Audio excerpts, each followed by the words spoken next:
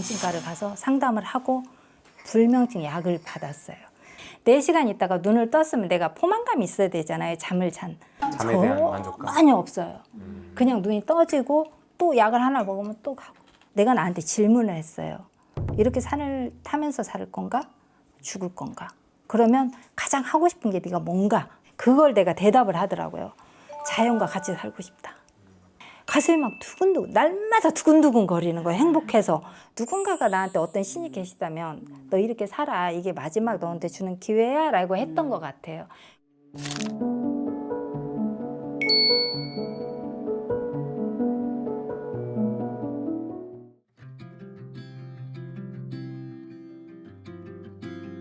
그 이유를 알았어요.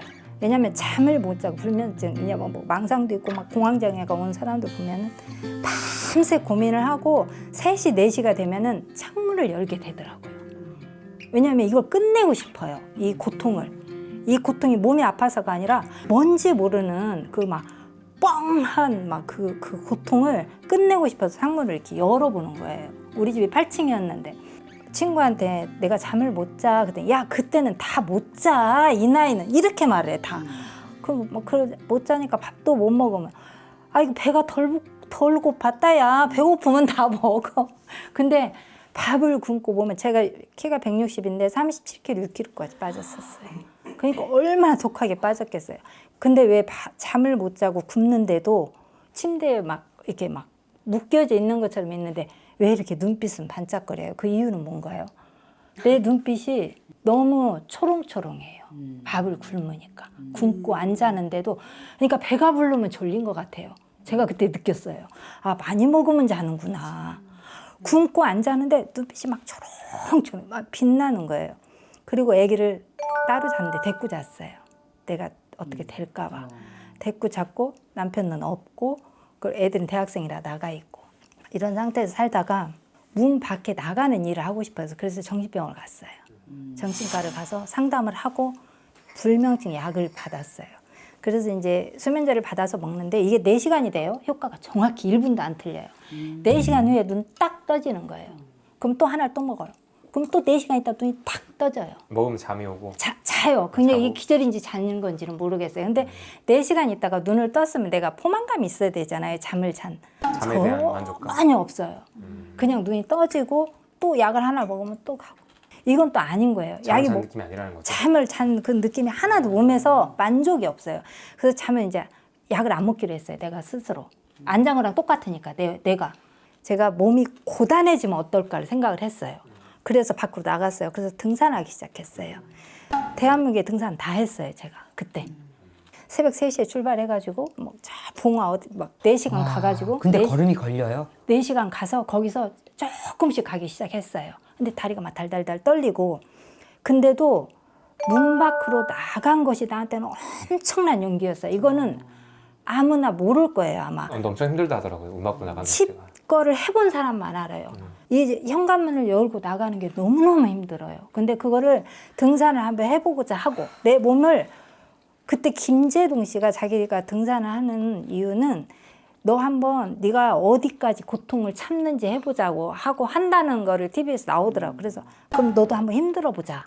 그리고 등산을 하기 시작해. 그렇게 해서 1년 이상을 다니다가 제가 지리산 종주를 신청을 했어요. 종주 그 산장을 예약을 해놓고 종주를 한번 해보자. 그래가지고 종주를 했는데 저도 산을 그렇게 다녔는데 올라갈 때는요. 힘이 들으니까 아무 생각이 안 나요. 뭐 힘이 들으니까 막 비닐 봉투도 무겁잖아요.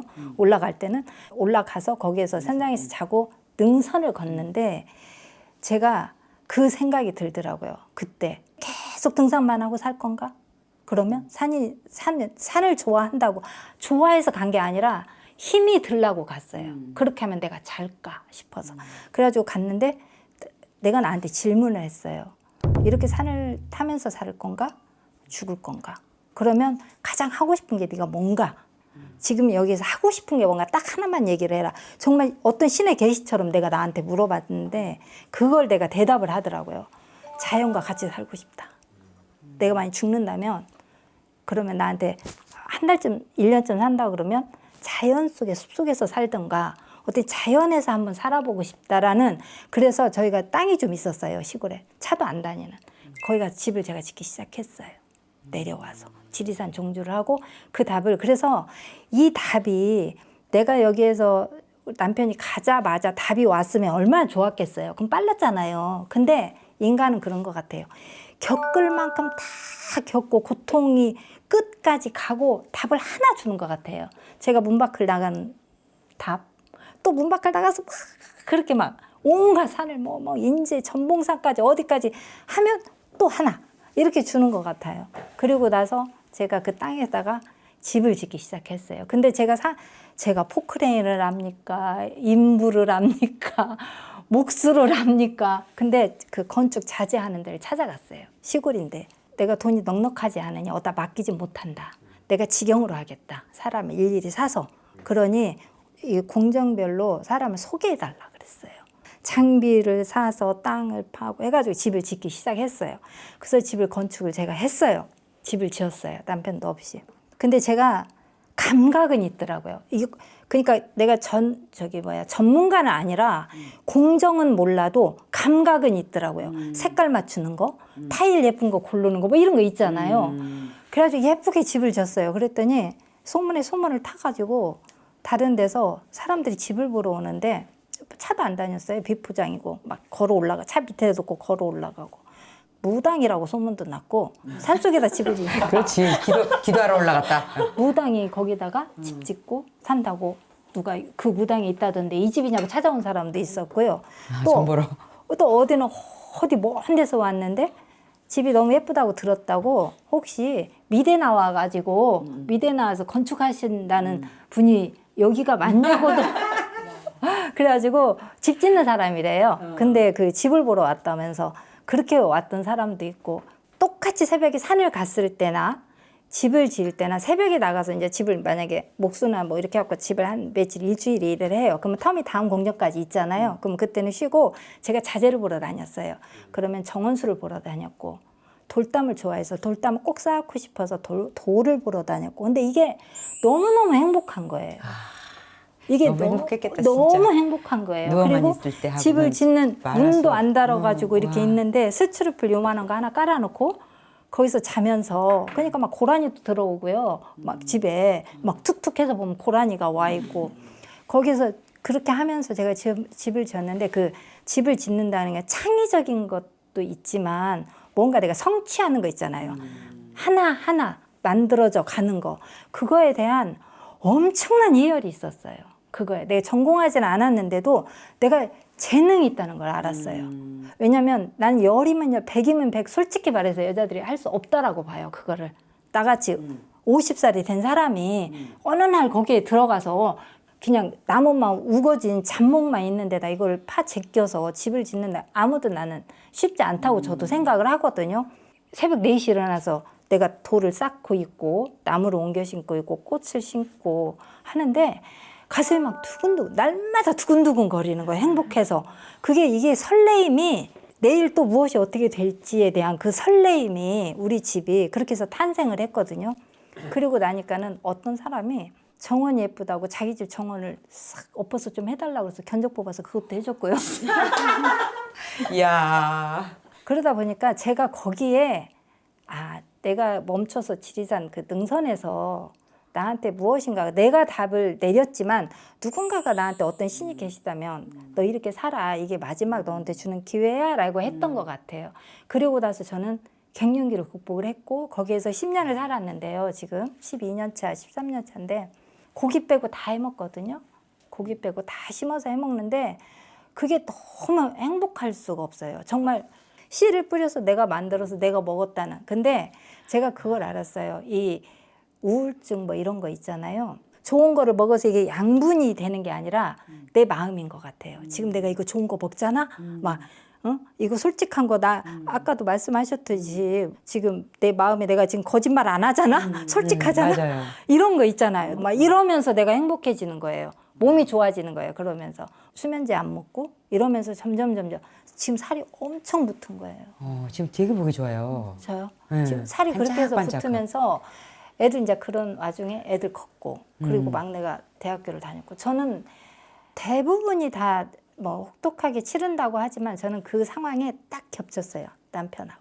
남편하고 겹쳐가지고 나의 일상이 완벽하게 무너졌어요. 다시 재건되었네요. 예, 다시 그러니까 그냥 맨 땅에서 나 혼자 살아낸 거랑 마찬가지예요.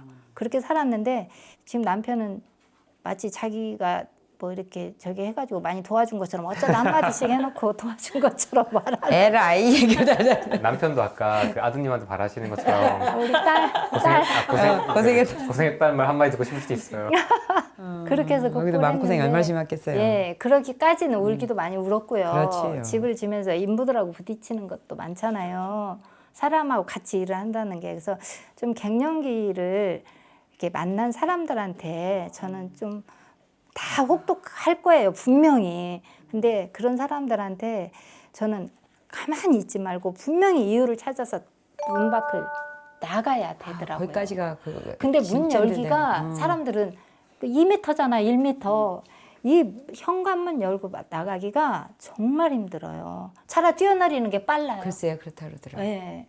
근데 저는 그걸 경험을 한 사람으로서 정말 사람들한테 절대로 옆에 사람 일단 귀를 열고 들어줘야 되고. 다 그 얘기예요. 뭐 배가 안 고프니까 안 먹는 거지. 밥을 안 먹었다 그러면. 못 잤다 그러면. 자면 되지 왜 앉아. 뭐 나는 누우면 자. 이런 말만. 안 궁금해. 너가 누우면 자는지. 진짜 갱년기가 아직 안 돼본 사람들은 또 모르고. 진짜 왜. 제일 힘든 시간 보내셨다. 말이 10년이지. 예. 거기서 진짜 옛날 얘기처럼 됐네요. 예. 그래서 정말 이제 예쁜 집이 탄생을 했고 그래서 잘 그러니까 제가 이게 진짜 너무 놀라운 게 나는 이제 그걸 겪지 않는 거잖아. 다른 사람이고.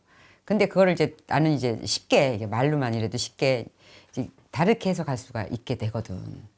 내가 그거 아니었으면 그 재능이 내가 죽을 때까지 모르고 그냥 가는 거거든.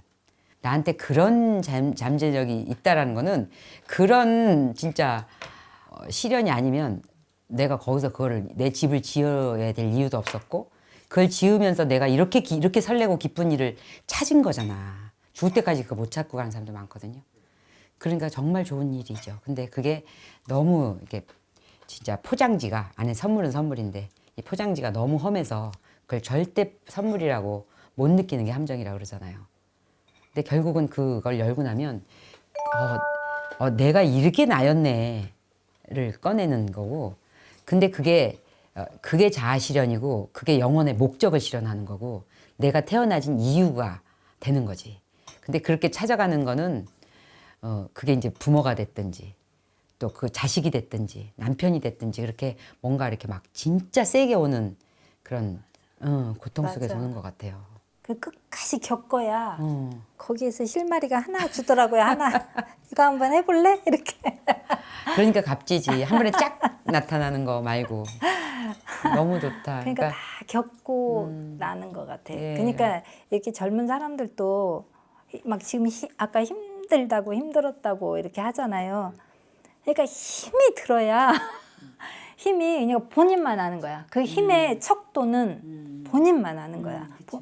그러니까 거기까지 가야 거기서 또 실마리 하나 조금 하나 주는 거예요. 또 그걸 가지고 막 쳇바퀴 많이 돌고 막 해야 그렇더라고요. 불안하지 않는 삶이 어디 있겠어요. 다 있잖아요. 다 불안하잖아요. 누구나. 이렇다고 해서 내가 지금 막 또 완성되거나 온전하진 않잖아요. 여기에서도 고민은 또 있고. 이제 죽을 때까지. 네.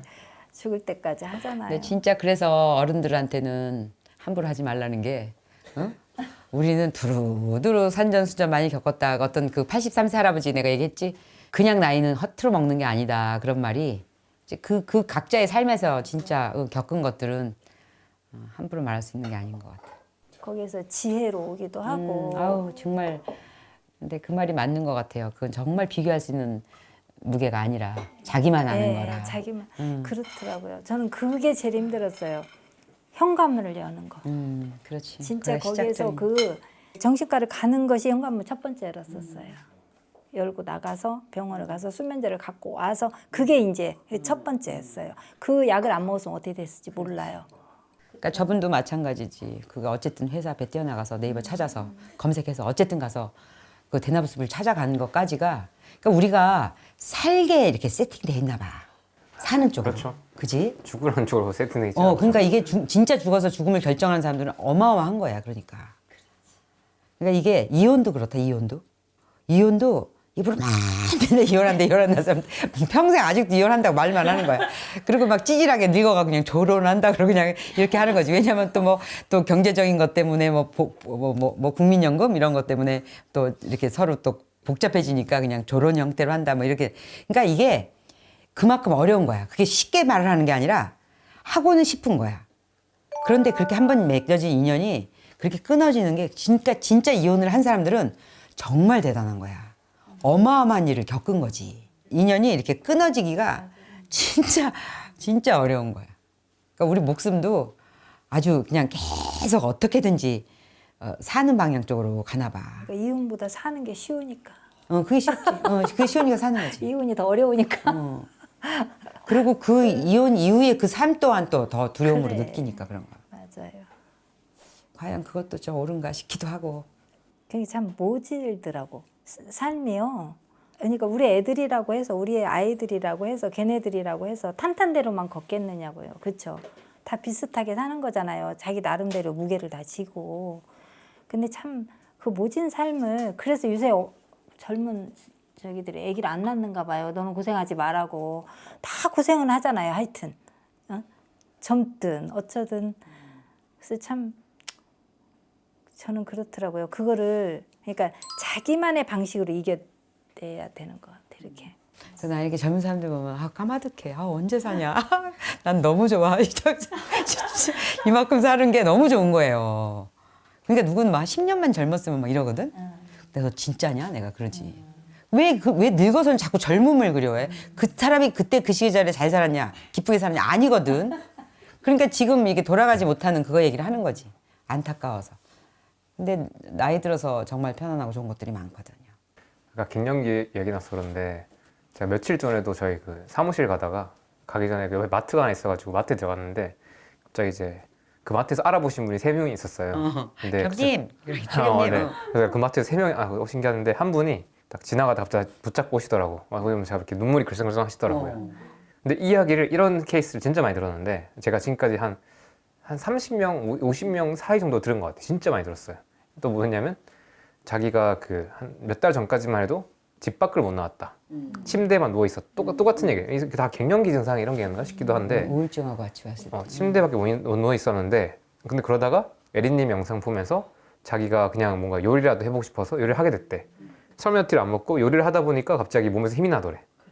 그래서 뭔가 이게 뭔가 해보고 싶어지고 할 수 있게 되고 그 장 보러 가는 일이 자기한테 되게 중요한 일이 됐대. 그래서 갑자기 설레고. 그래, 그때 딸하고 오신 분도 그랬잖아. 이런 얘기가 너무 이제 되게 많이 똑같이 일어나는 것 같아. 그러면서 자기가 지금 여기 있는 이유가 이 영상 봐서 자기도 지금 장 보러 또 온 거래. 오늘 뭐 해먹으려고. 그러면서 이렇게 눈물이 글썽글썽 하시더라고.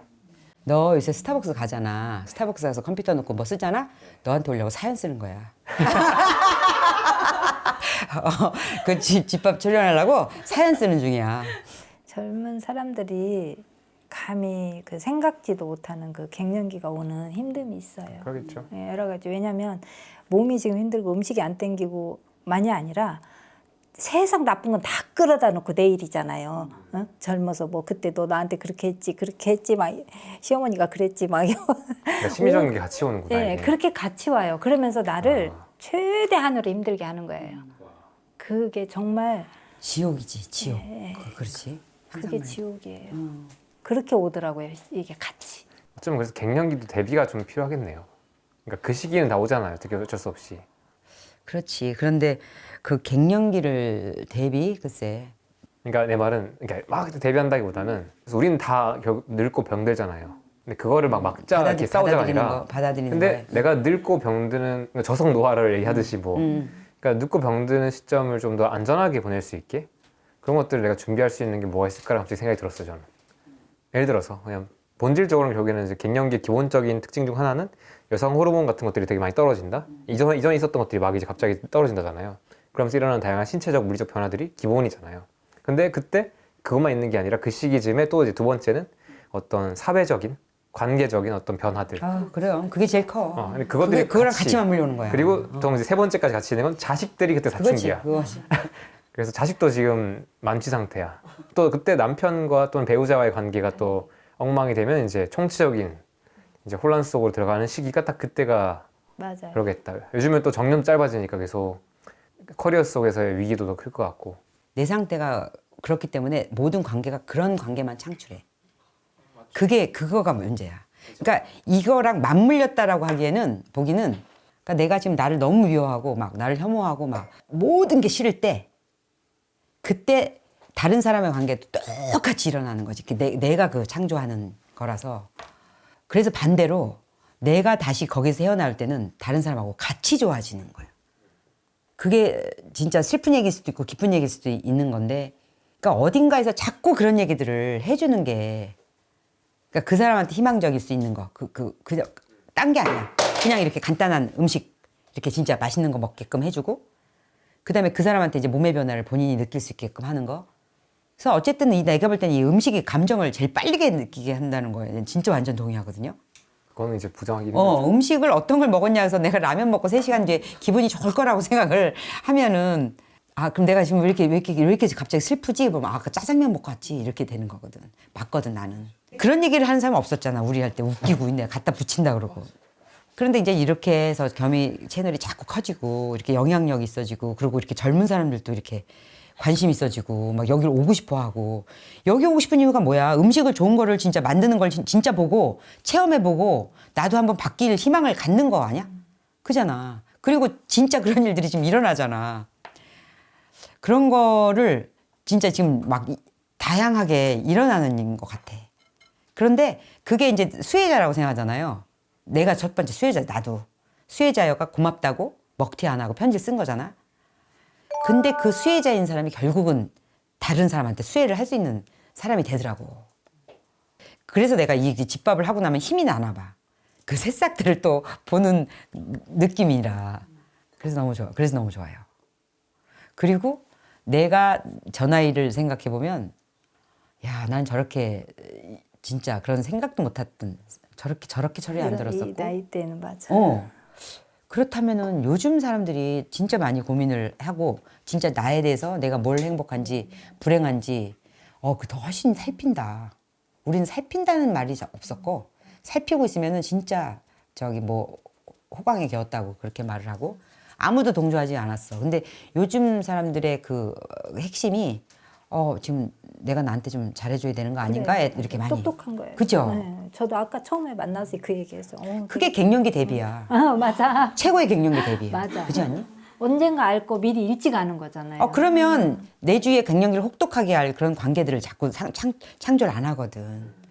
그리고 더 중요한 거는 자기가 그렇게 자기를 놓고 고민하고 자기를 사랑하는 거에다 자꾸 관심을 갖잖아. 그러면 만나는 사람들의 내용이 달라져요. 사람들이 바뀐다고요? 사람들이 바뀌어요. 같은 이런 얘기가 통하는 사람들을 바뀌어져 나가지. 그게 어떤 단서인 것 같아요. 주변 사람들이 바뀌느냐가 내가 바뀌고 내가 지금 있다라는. 바뀌고 있냐인 것 같고. 아직 결혼 전이죠. 네. 그러니까 이 시각으로 사람 보는 눈이 생기지. 진짜 중요한 것 같아요. 철들어서 만나는 인연. 그러면 그 사람을 어떤 좋은 사람을 만난다는 뜻이 아니라 내가 이 사람에 대한 좋은 해석을 가질 수가 있는 거지.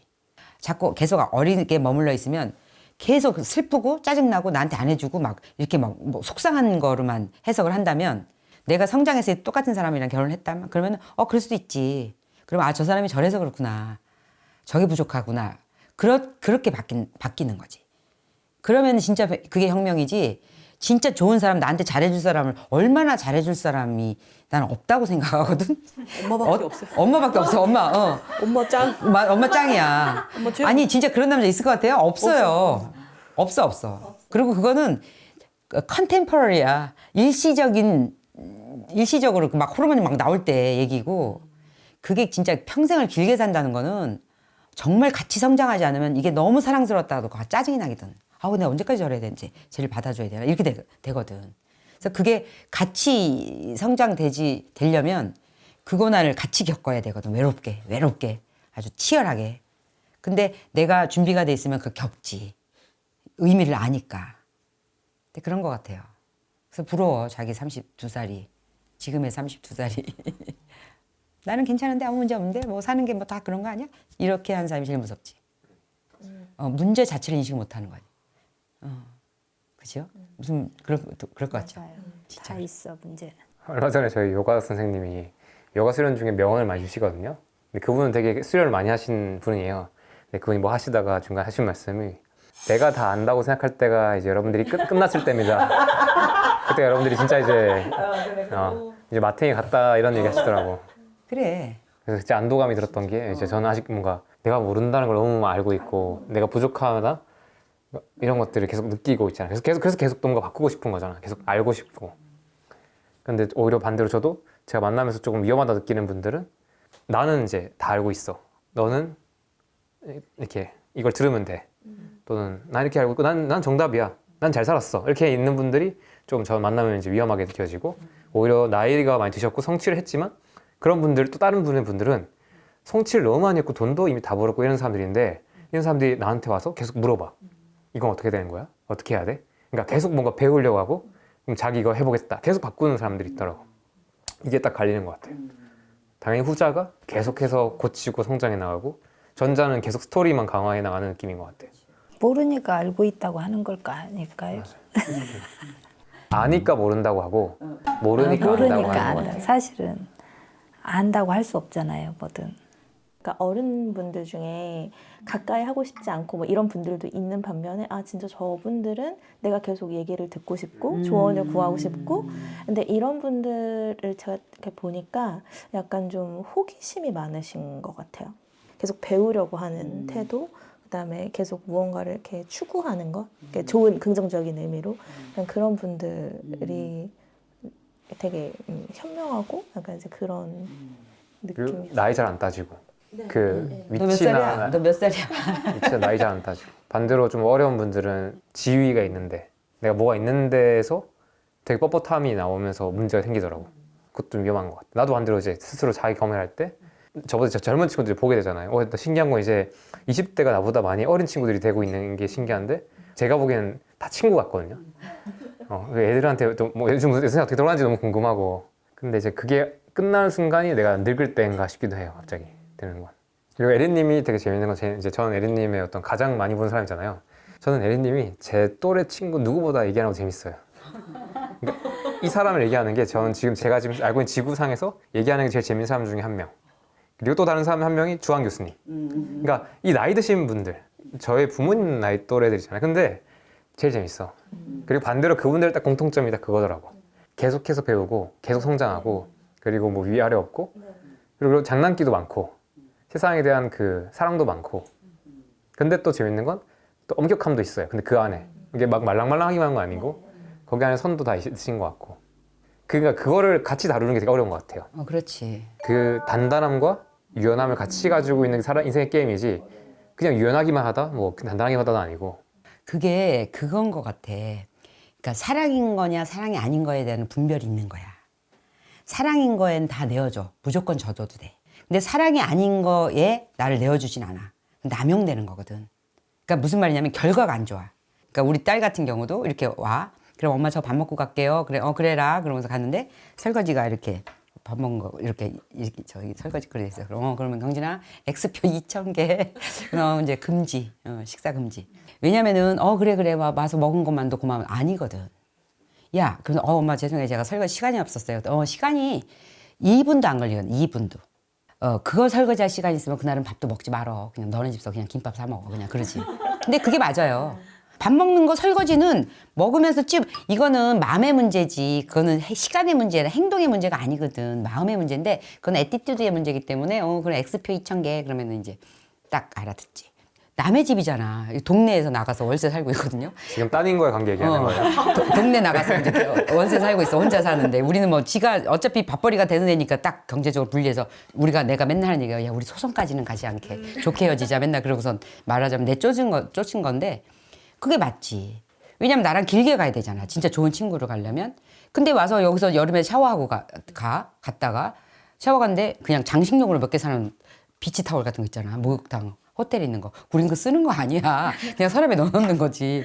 우리는 이만한 타월 가지면 다 닦고 그냥 하는데 이따만한 거 하나 뭐 턱 던져놓고 가면 엑스표 2,000개 샤워 금지. 이거는 개싸가지다. 이거 무슨 너 어떻게 남의 집에 와서 이렇게 되면 남의 집 진짜 남의 집이지. 왜냐 엄마 집이잖아. 내가 지네 집에 가서 그렇게 하고 오면은 걔는 당장 연락 올 걸? 맞아. 연락 오지. 엄마 이런 식으로 하면 뭐 엄마는 엄마 옛날에도 그랬고 뭐 그러면 너도 내 딸 낳아봐라 이렇게 하는 거지. 근단 말이야. 근데 이게 착각하는 건데 그게 허용해줘. 무조건 엄마 잘못이야. 왜냐면 자기는 샤워 타고 했는데도 여지껏 아무 말 안 하는데 왜 갑자기 난리 쳐요? 이렇게 되면은 왜 엄마 왜 이러세요? 됐잖아. 근데 그게 그런 거에서 엄격해져야 되는 것 같아. 그건 사랑이 아니거든. 그렇게 허용해주는 거는 내가 남용되는 거야. 그렇다고 지가 세탁기를 돌리고 하는 것도 아니잖아. 그럼 이건 무슨 뭐 테러야 이런 와서. 그러면 자기가 시댁 가서도 어머니 저 샤워하고 갈게 탁 던져도 가는 거야. 그래서 왜요? 왜 너네 엄마는 왜 이렇게 예민하게 난리니? 우리 집엔 안 그랬는데. 이런 소리 하는 거라니까. 아찔하지. 근데 그게 현실이야 현실. 근데 그거는 무조건 교육의 부재인데 그런 부분에서 엄격하라는 거지. 그 허용하는 거는 뭐 얘가 너한테 뭐 잘못하고 뭐 이런 문제가 아니지. 그러니까 이런 부분까지는 엄마한테 얘기할 수 있고 여기는 수위를 조절해야 되고 이건 아니야. 그건 아니고 엄마 내가 사람을 죽였어요. 까지 얘기할 수 있는 정도의 그런 허용 범위가 되는 게 사랑이고 그렇지만 사람을 죽였다고까지 말을 할 수 있는 사람이지만 와서 샤워 안 하고 타월 던져놓는 건 안 되는 거지.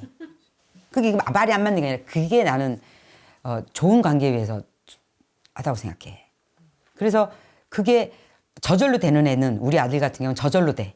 그러니까 우리 한국에 들어와서 잠깐만 머물러도 얘는 이렇게 지가 먹는 식비를 내고 간다고. 그러니까 그게 야 너는 그 돈을 받고 싶냐 그러는데 받고 싶고 안 받고 싶은 문제가 아니라 지가 그렇게 하고 싶은 거잖아. 그럼 나도 일리가 있다. 이 돈이 다시 갈지언정.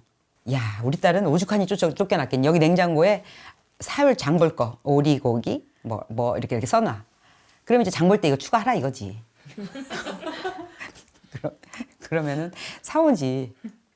어떻게 안 사오니? 우리 남편 사오지. 너 먹고 싶다는데. 그러고 1원이잖아. 네. 오리고기 머리 쭉쓱 써놔. 근데 걔는 그게 늘 그랬기 때문에 이상하지 않을 거거든. 근데 지가 쫓겨나가서 살아보니까 엄마 세탁기에 왜 이렇게 들어가는 세제가 많아요? 그러면서 뭐 옥시크림도 들어가야 되고 뭐도 들어가야 되고 뭐 린스도 들어가야 되고 뭐 이런 거. 세탁기도 성조도 해야 되고 화장실도 변기도 닦아야 되는 거더라고요. 이러면서 이렇게 되는 거지. 아니면 모르잖아. 늘 닦인 것만 살아보면 맞아요. 그게 걔가 하나도 잘못한 게 아니라니까. 그렇게 만든 거죠. 물때가 끼는지도 몰라요. 그래요. 물때가 끼는 건지도 몰라. 제 얘기하시는 줄 뼈를 때리는.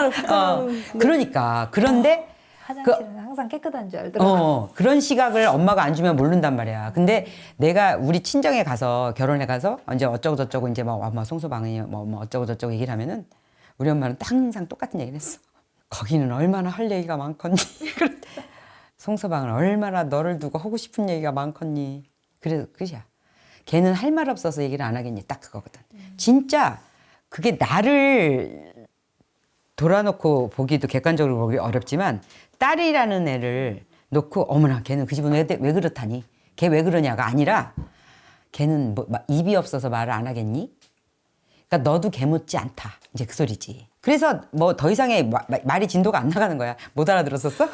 아니 할 말이 없게 만드시는 할 말이 것 없게 같아요. 만들지. 네. 근데 그게 바로 그 말 한마디가 촌철살인으로 나를 딱 돌아보게 만들어 거야. 나는 지금 어쩌고 저쩌고 하는 거고 여기는 말을 안 하는 거고 그렇다고 해서 그 내용이 없는 건 아니라는 소리잖아. 그래서 그렇게 해서 나는 그런 얘기들을 이제 엄마랑 나눠본 적이 없는 것 같아. 그리고 예를 들면 뭐 이렇게 친정 얘기를 갖다 어쩌고 저쩌고 하려고 들면 아유 사장님이나 잘 사세요. 여기 사장님만 못한 사람 하나도 없어요. 그렇게 말해. 그러니까 네가 뭔데 여기 이 댁의 구성원에 대해서 어쩌고 저쩌고 자꾸 이렇게 궁금해하고 뭐 이렇게 아예 여지를 안 줬거든. 그래서 나는 어른의 이렇게 엄격한다는 부분은 그런 부분이어야 될 것 같은 거야. 나는 너를 사랑하는 건 맞아. 그리고 네가 살인을 하고 와도 나한테 얘기를 하면 돼. 그렇지만 네가 사람 도리로서 기본적으로 해야 된다라고 하는 문제에 대해서는 나는 엄격하게 가르칠 거야. 이런 부분인 것 같은데 우리는 한국 엄마들은 그런 얘기를 하면 다 나보고 욕했어.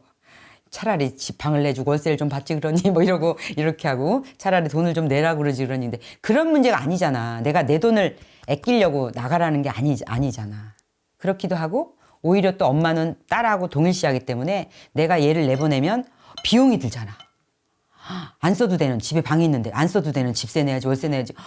그러느니 그런 계산을 엄마가 한단 말이야. 근데 그거는 돈을 지불해서 받아야 될 교육이라고 생각하거든. 가르치려고 했던 건 아니고요. 그래서 그 엄격한 부분에 대해서 그런 부분이 그렇게 혼재돼 있다라는 게 그런 의미로 난 들었어. 너무 좋지 않아 이런 대화? 서로 자기를 돌아보게 할 수. 네. 내가 경진이 얘기했잖아요. 경진이가 우리 딸이 방을 안 치워서 엄마 걔는 이렇게 참 치우지를 않고 막 이런다고 그랬더니 우리 엄마가 딱 그러더라. 아유, 넌 그렇게 생각하니? 나는 걔가 너보다는 훨씬 나은 것 같아. 그러더라고. 나는 더 안 치웠다 이거지 나는 처녀 때. 몰랐던 거야 나는. 그러고 생각해보니까 진짜 나도 막 한없이 이렇게 놓고 그러던 시절이 있었는데 항상 정리된 엄마를 보고 어느 순간에 그 유전자가 나온다고 믿는 거야. 그러니까 생활에서 생긴 유전자든지 생활 습관에서. 그러면은 내가 똑바로 하고 있으면 언젠가는 얘는 한다. 그러니까 누가 그러더라고. 나물 걔 먹이려고 애쓰지 말고 그냥 그 나물을 네가 꾸준히 먹어. 그럼 걔는 그 나이에 그거 먹어. 이러더라고. 진짜 그 말이 맞는 것 같아. 나이가 들면 그 유전자가 나오나 봐. 엄마 먹던 나물이 맛있어지기 시작한다.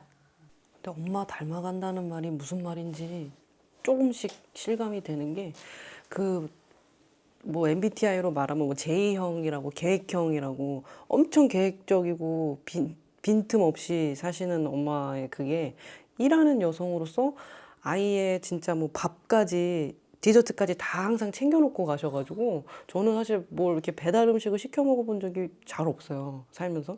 그리고 집도 항상 다 깨끗하고. 근데 제가 그거를 따라 하고 있더라고. 제 방도 그렇게 치우고 뭐 속옷부터 옷부터 옷 종류별로 개키는 거면 그러고 있더라고요. 근데 진짜 그게 맞는 것 같아요. 제가 그러려고 그러는 게 아니라 그냥 자연스럽게 나오는. 문화인 것 같아 문화. 네.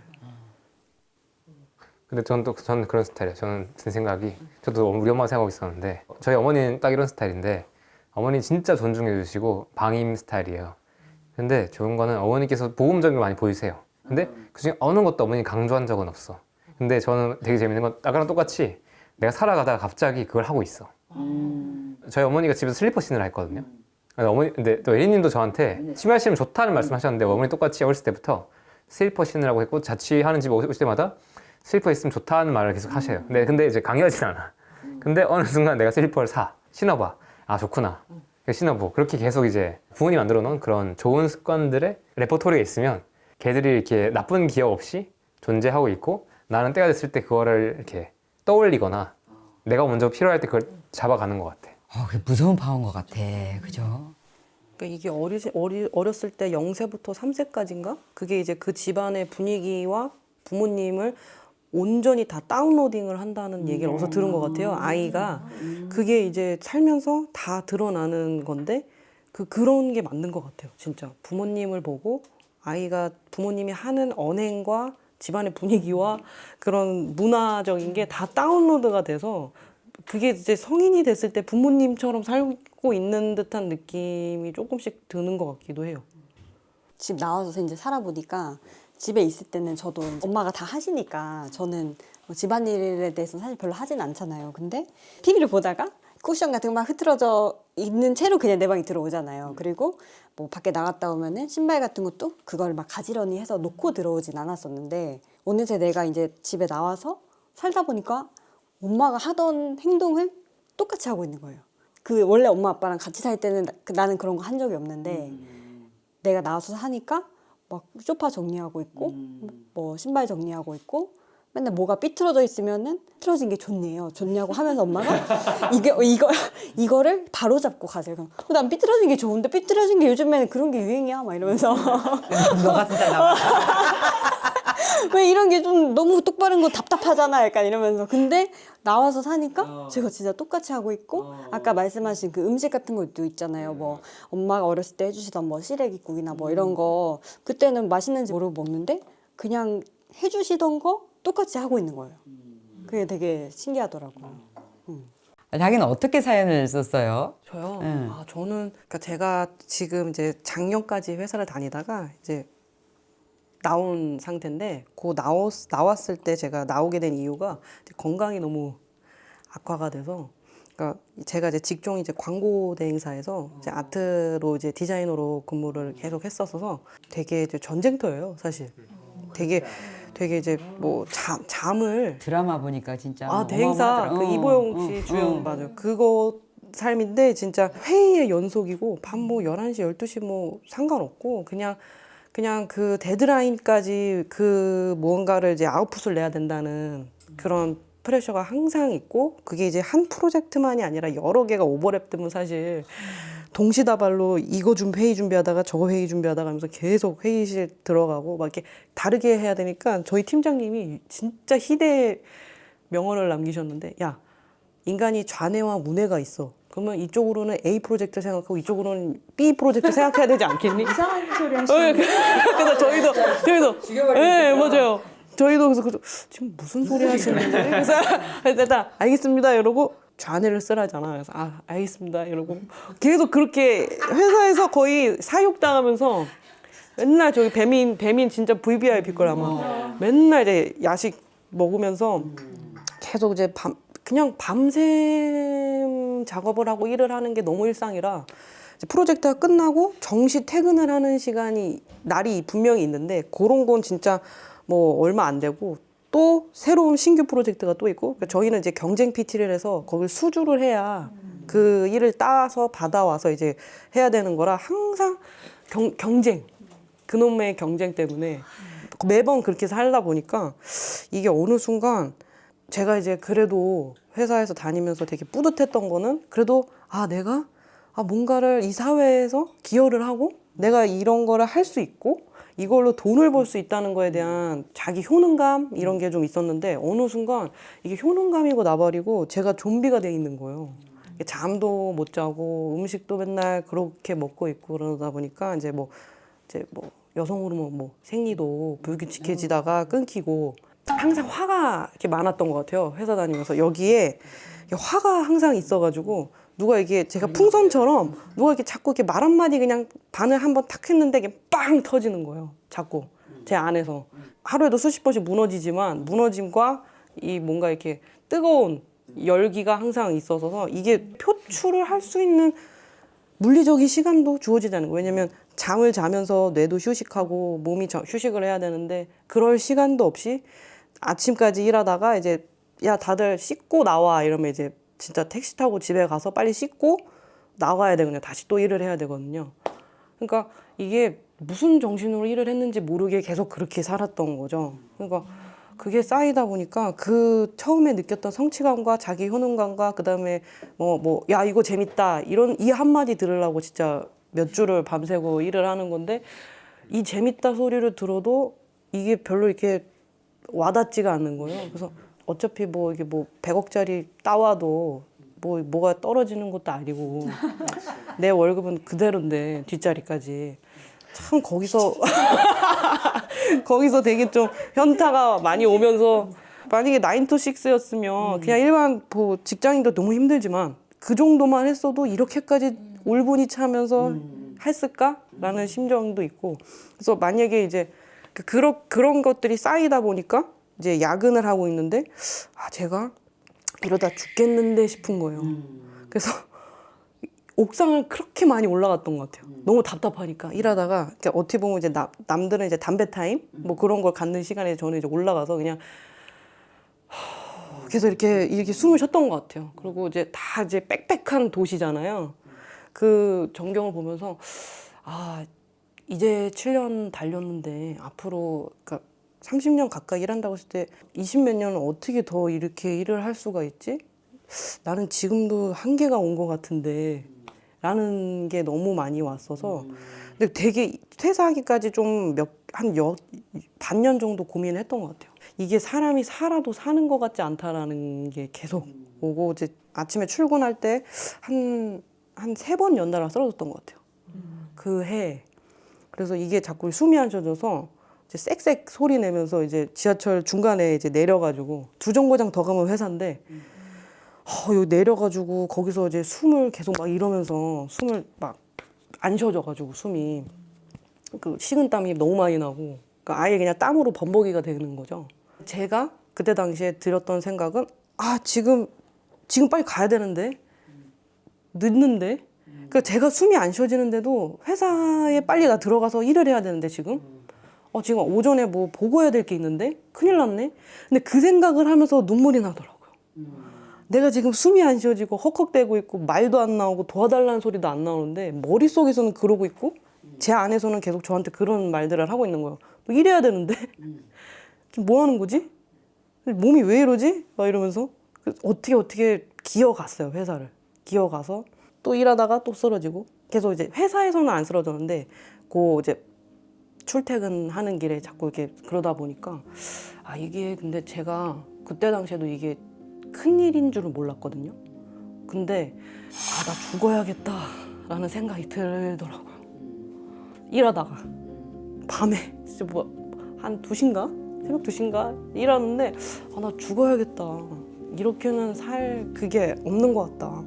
그래서 그렇게 직장생활 하다 보니까 거기서 이제 너무 이제 포화 상태가 됐던 것 같아요. 그러면서 이제 부모님께도 말씀을 드렸어요.